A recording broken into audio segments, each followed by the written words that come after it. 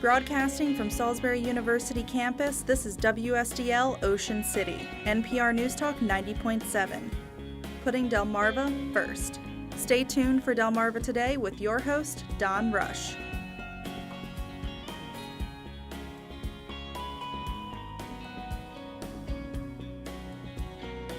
The holidays are upon us, but many may not be supping at sumptuous dinners. Welcome to Delmarva Today. This is Don Rush. 2017, 1 in 8 Americans were estimated to be food insecure. That amounted to about 40 million Americans and more than 12 million children. The Maryland Food Bank estimates that 1 in 9 state residents are facing food insecurity. And this morning we have Jennifer Small. She's the Regional Program Director for the Eastern Shore for the organization. Welcome to the program. Thank you so much. So, what has it been, first of all, like in terms of the donations that you're getting, but also the distribution? Being this spirit of giving this holiday season, we are seeing an influx in donations, whether it be financial and or food.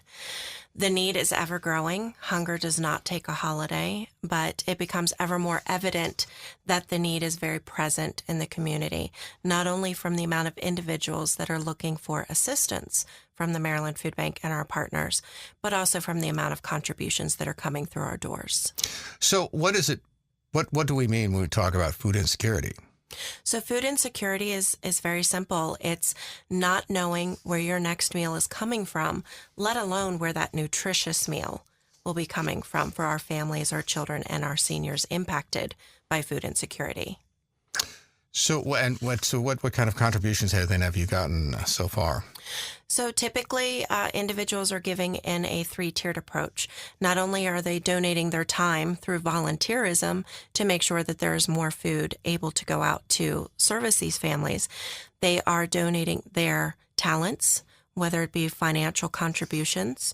For every $1 contributed to the Maryland Food Bank, we're able to leverage that and provide 3 meals to our families that are food insecure. And then food donations. So many organizations, groups, businesses, even individuals are finding it in their hearts to host food drives and raise food donations so that we can have more food available to those who need it most. What kind of contribution then do these volunteers make in terms of money, in terms of what their comparable worth is like? Any individual that volunteers at least an hour's worth of time saves the Maryland Food Bank just over $26 an hour. That's tremendous for a nonprofit organization because those are funds we could save to put to better use to support those programs that are feeding our families.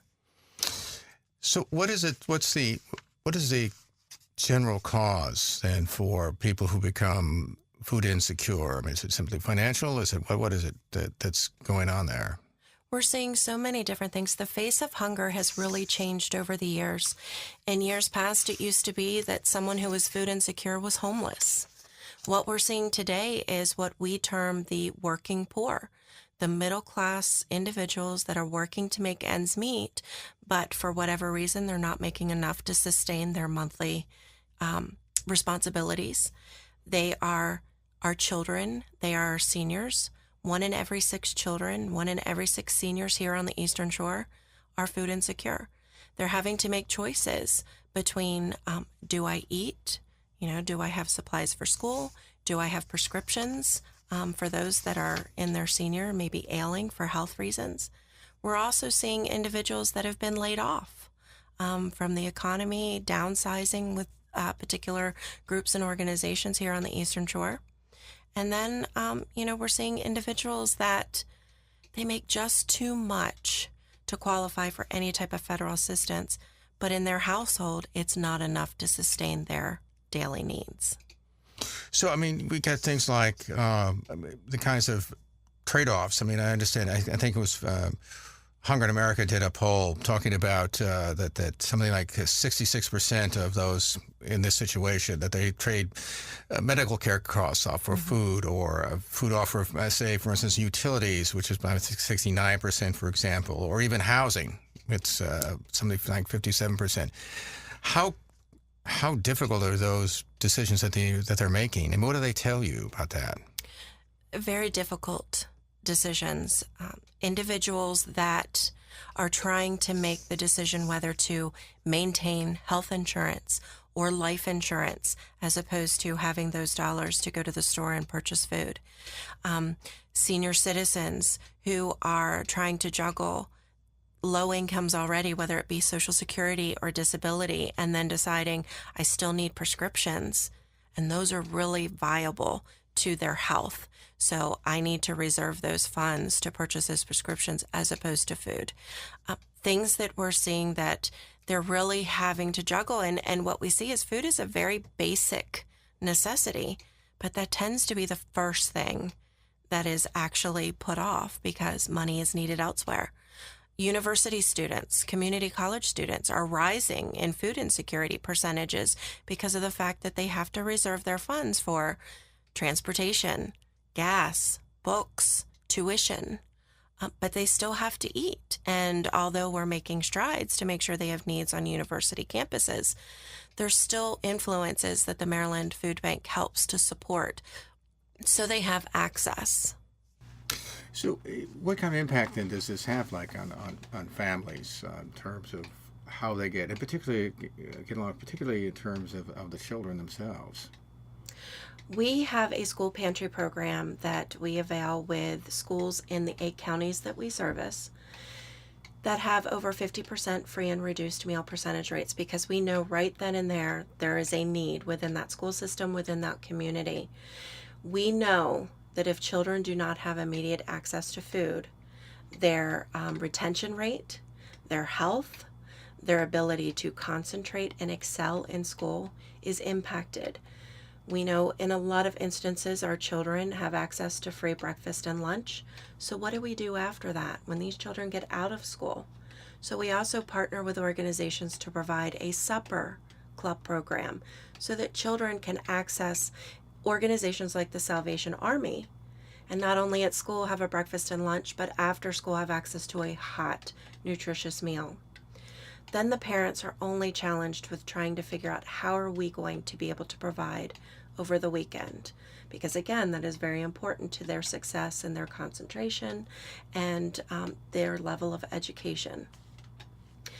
After the school year, the Maryland Food Bank also partners with organizations in these same communities to ensure that now school is not available, they don't have breakfast, they don't have lunch. What happens? So we work with organizations to make sure that every day during the summer they have access to at least breakfast and lunch. So again, the challenge for the parent is just having to figure out how to sustain them for their supper and over the weekend, which is where a lot of our emergency pantries can fill the gaps.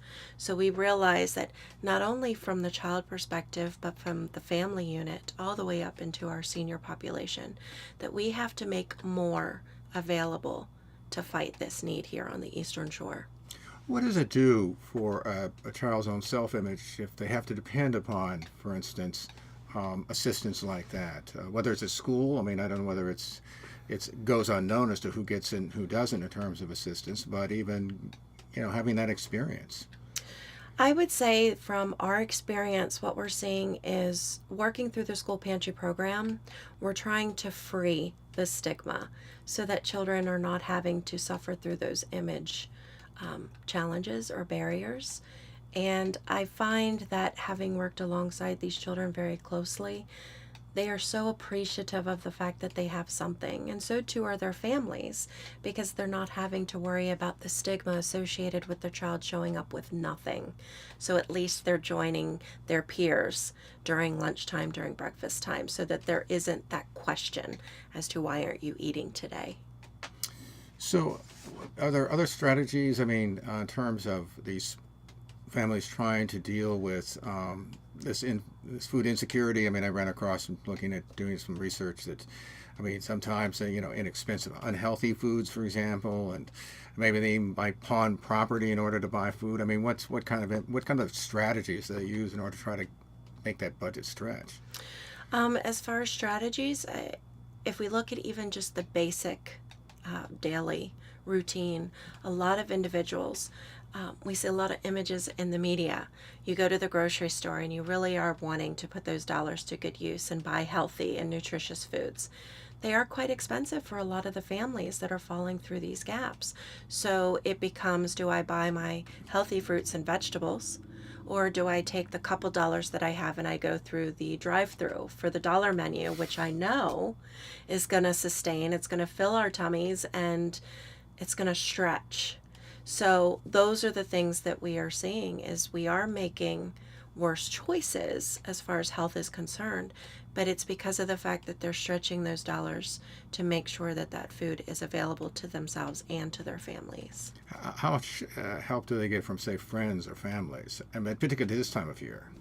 I would say the individuals that we come in contact with, the clients that are being served through our emergency partners, they are looking for any and every opportunity.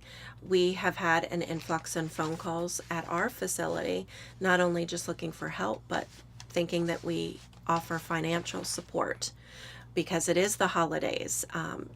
They're looking for things to make sure that they can fill their shelves. They're looking for opportunities to be able to make sure that there is something nice on the table this Thanksgiving or under the tree this Christmas. So I think what we see is a rise in concern for individuals trying to figure out how they are going to make it through the colder months. We know there is a homeless population that is living outdoors, and that is what they're comfortable with. They don't want to change that.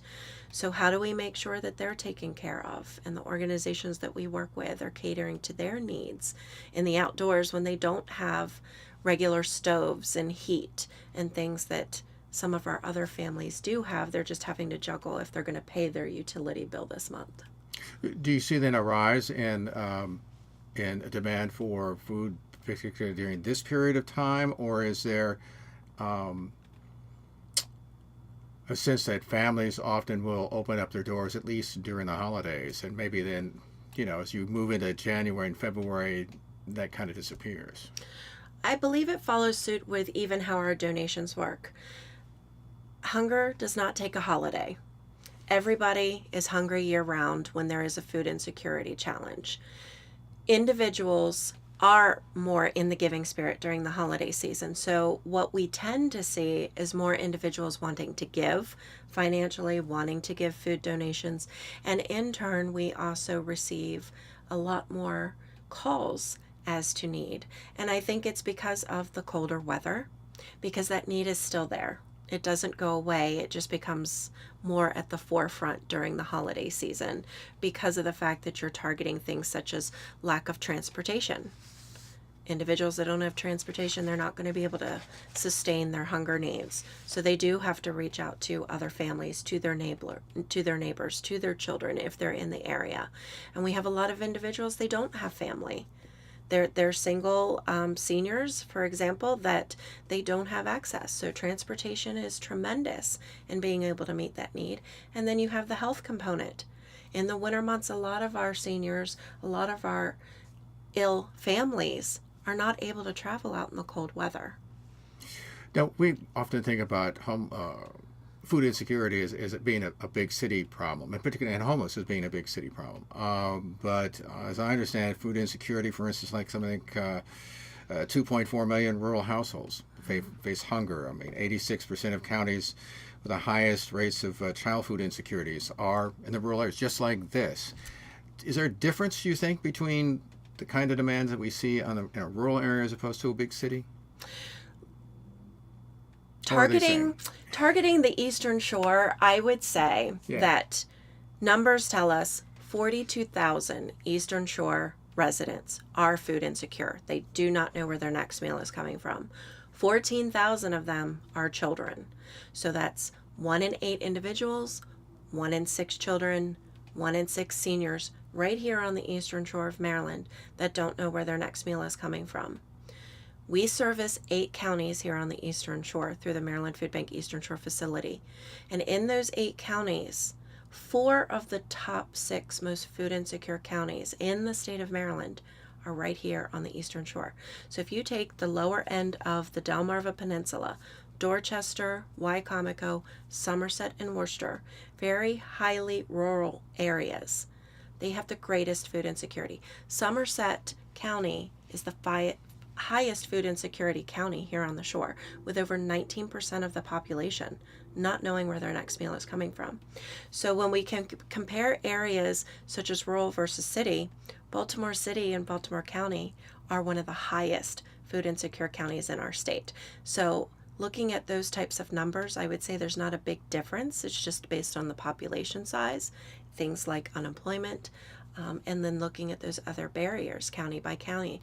And even though we look to take a very market regional approach, every county is even very different if you look at different areas. So Somerset, areas that we really need to find support would be areas like Smith Island and Crisfield, because the rest of the county we're able to find partners that have a little bit more capability of servicing the need. But in Crisfield and Smith Island, for example, transportation is a huge barrier.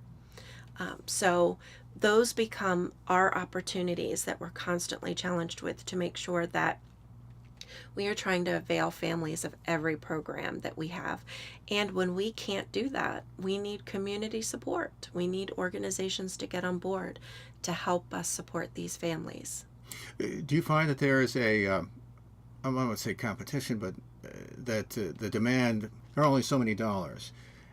Do cities demand more? I mean, are you in competition with them in some fashion, or is there just, because there's just so many resources go around? I think it comes down to available resources. The Eastern Shore loves to support its own, but there are so many organizations out there trying to support so many initiatives. There are many organizations that are not partners of the Maryland Food Bank, but they're still feeding their communities. We are all applying for the same grant funding to be able to Right. provide more resources. So if I were to say anything is competitive, I would just say that it's trying to avail every resource available so that we can all manage the needs that we're trying to serve. I would assume, by the way, that because, I mean, the incomes, particularly in rural areas, and the shore, I found, and I've certainly found that in Somerset County, salaries tend to be low, that the income levels tend to be low. How much of an impact does that have then on a community that, I mean, I think a few years back, I think the average income in Somerset County that I ran across was like $22,000 a year for like a family of four. I mean, it's just something you can't imagine people surviving on. Now, obviously, there are opportunities, I guess, in terms of tax credits and so on. But I mean, what kind of impact does that have in terms of people being able to be food secure, especially when you've got a population that doesn't necessarily have a lot of skills, that income level is very low? It is, and ever more staggering is the fact that about a year ago, United Way of the Lower Eastern Shore put out the Alice report. And in that report, and it kind of looked at a regional view, but it also looked at a county by county view. It looked at the cost of a meal, it looked at family income. For an individual, just to be able to sustain an average lifestyle, that individual needs to be making around $40,000 a year. That is a pretty difficult charge here on the Eastern Shore of Maryland. There are some organizations and businesses, yes, that may be a salary that is able to sustain somebody's well-being and lifestyle, but the norm of that is that it is not. And those are the individuals falling through the gaps. Those are the individuals that are making just a little too much. They don't qualify for things like food stamps. They are having to work 2 and 3 jobs if they're able to sustain that. And think of the fact that they're also trying to support their families if they do have a spouse or children. A lot of our families are even supporting their parents. So $40,000 for an individual to support that type of lifestyle, it's not surprising that food is one of those things that is put on the back burner. How important is our food stamps? We have the agriculture bill that's now moving, I guess, through Congress. It looks as if it's going to go through, and I didn't see any major revisions yet for the food stamp program, at least from what was last year. How important is that in terms of getting people food? I mean, how significant is that? It's very significant. When we have individuals calling and telling us that they have $30 to purchase food for their family for the month. We have situations like the food stamp challenge, and we have actually tried to eat off of $30 a month. You're not eating very well. You're not eating very much. So it doesn't stretch. With the Maryland Food Bank, we are supplemental. We are as successful at supplying the need with the food donations that come through our door.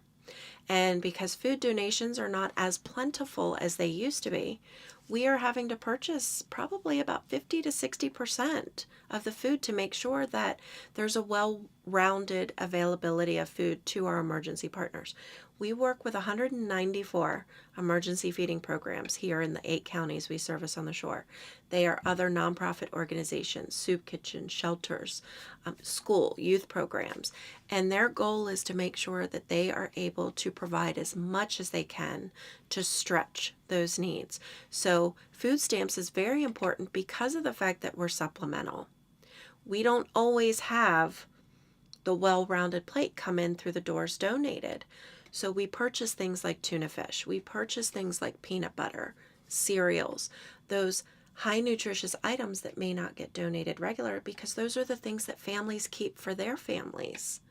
And those are circumstances that we need to make sure that we are cognizant of as we move forward, because just because our families need to maintain those items, every family that has to choose between what's going on their table should have access to that as well, and food stamps help them to do that. But you mentioned, by the way, a $30 figure. What do you get for $30 for a month? I mean, that's $1 a day, I guess, about thereabouts. And that goes back to the dollar menu. I mean, we could go through the dollar menu and pretty much for $2 or $3 have a meal that, if you think about it, with what it's furnishing, can probably feed you for the day. Now, it's not going to feed your family, but it'll feed you, the individual. We see, if you're driving around in the communities, you're seeing a lot more individuals outside of stores trying to get money or food because there just isn't anything there. I know when I go to places to get my gas, Wild Royal Farms, I'm usually stopped once or twice at each location.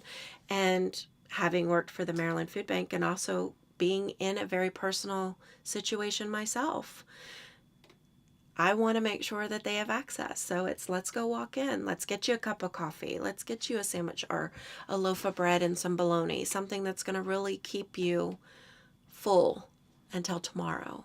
Because that's all they're looking at right now. They're not looking at next week. They're not looking at next month. They're looking at, how do I get through today?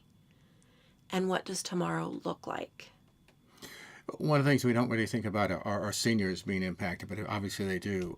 Feeding America estimates something like 63% of seniors are forced to choose between, say, food and medical care. What kind of population are we looking at there? Is that increased? We know that, for instance, the population is aging. We have the grain, obviously, the Eastern Shore. What are you seeing there? Most of our partners during their distributions are seeing about 50 to 60% of their clients served being senior citizens, which means there's more that has to be done. There's not enough. The Maryland Food Bank needs to work with organizations to be able to make sure that we can help. A lot of them are living in low-income subsidized housing areas. They do want to take care of themselves. But something we have noticed is also pride doesn't stand in the way.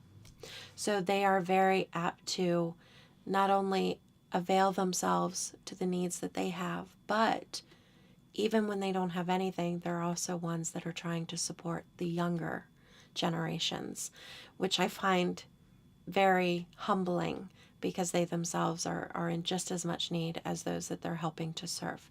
So we're looking at organizations that can partner with us in a way that we can provide more food to these seniors, because we do realize that just as the university student population need is growing, so too is our senior population. You mentioned a moment ago that they often find themselves helping out their kids. What about the reverse? Do you see a lot of reverse, or what's going on? Or is it the economy so insecure that maybe the kids don't necessarily contribute or contribute as much as perhaps they could. I think they contribute as much as they can. I think there's a limitation there.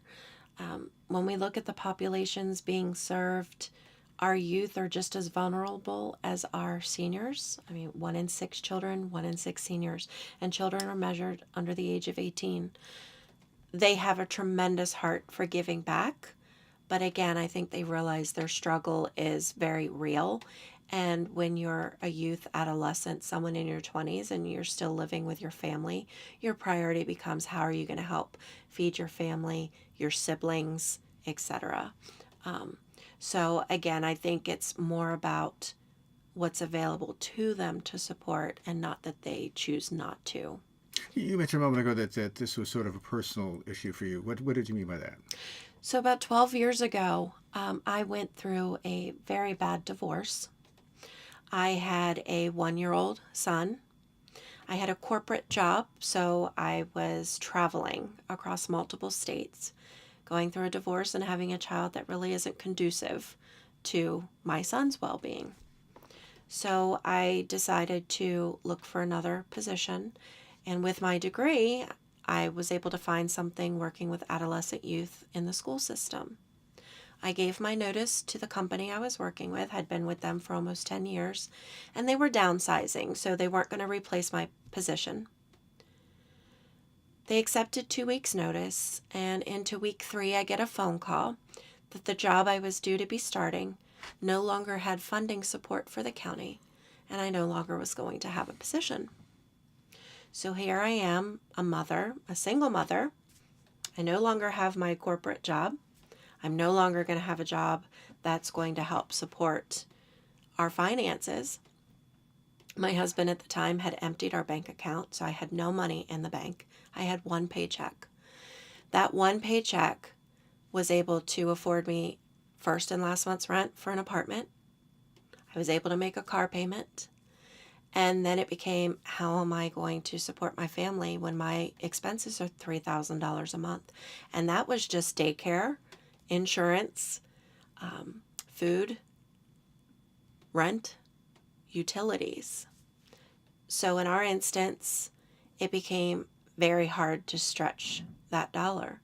And the dollar store was where we shopped, which is a lot of our family's choices right now. So things like ramen noodles, macaroni and cheese, Vienna sausage, not the healthiest of things, Right. but a couple dollars really went a long way. And I remember many a time I'd be sitting in the kitchen with my son and he'd be, "Mommy, aren't you hungry?" And I was very hungry, but there wasn't enough. And I would just explain to my son that Mommy wasn't feeling quite right and that I wanted to make sure that I sat there to keep him company, but I just really wasn't very hungry. And I would just drink water, glasses of water, because that was filling. But that's all I could afford, and it was so much more important to make sure that he had something on the table and not have to worry. It took me many months in the state of Virginia, which is where I live, because I had retirement, I had income. So I didn't qualify for any type of food stamp support. My retirement, after the hefty penalty that I had to take for withdrawing, because of course I'm not retirement age, afforded me 4 months. So $14,000, I was able to support myself and my son for 4 months. And all the while I was knocking on every single door and business that I could. But because my resume had corporate background, they wouldn't take a chance on me because they figured the next great thing that comes along I was going to leave. And it became a point that I said, I will scrub bathrooms. I will do whatever you need me to do. And it just wasn't enough. So after about 4 months, I was working for an organization. I was at training, still looking for something, and the position with the Maryland Food Bank was posted. And I thought, my gosh, if anybody understands the mission of the Maryland Food Bank, it is absolutely me. And I applied, and after a couple months, I was able to come and work with such a wonderful organization. And I'm going into year 10. So I think there's a greater appreciation from the fact that I was an individual that just by chance fell on very difficult times and had to figure out what to do. So now I work for the organization that helps to improve the end of the line for so many of these families. And I think that's what's so humbling, is the fact that I get to work with these individuals every day. I get to hear their needs and really feel the fact that it is so hard to tell somebody, can you help me? I really need help. When you talk to these individuals that come for food, do you see yourself in them? I do. I see my family. I see my friends. I see my children. You know, when my children go to school and they come home and say, Mommy, there are so many of my friends that don't have anything, and I shared my lunch with them. We're not doing enough. We have to do more. And when fathers call and they're in tears, my wife is sick, I'm working 2 jobs, she can't work, I don't know what to do, I don't have enough money. Nobody should ever have to feel that. So yeah, I think I probably put a little bit of me in that, because I know what it feels like. And it is very gut-wrenching, and it is very difficult. And when you watch your children and you don't want them to know how bad it really is, that's very difficult. But it's very real, because it's all around us. Do you find it ironic that we live in a country with a tremendous abundance? Our agriculture is probably the most efficient in the world. We export it. And yet we have this disparity in which we have people who are food insecure. It is. I believe the last numbers was about 40% of the food that we have is wasted. And I'm thinking about how much impact that 40% of food wasted could have on the families that we're trying to serve. Just even a portion of that. I mean, we are very agriculturally rich here on the Eastern Shore, so our Farm to Food Bank program is thriving. We work with farmers to glean produce for our families. We work with farmers who donate what would otherwise get tilled under for waste.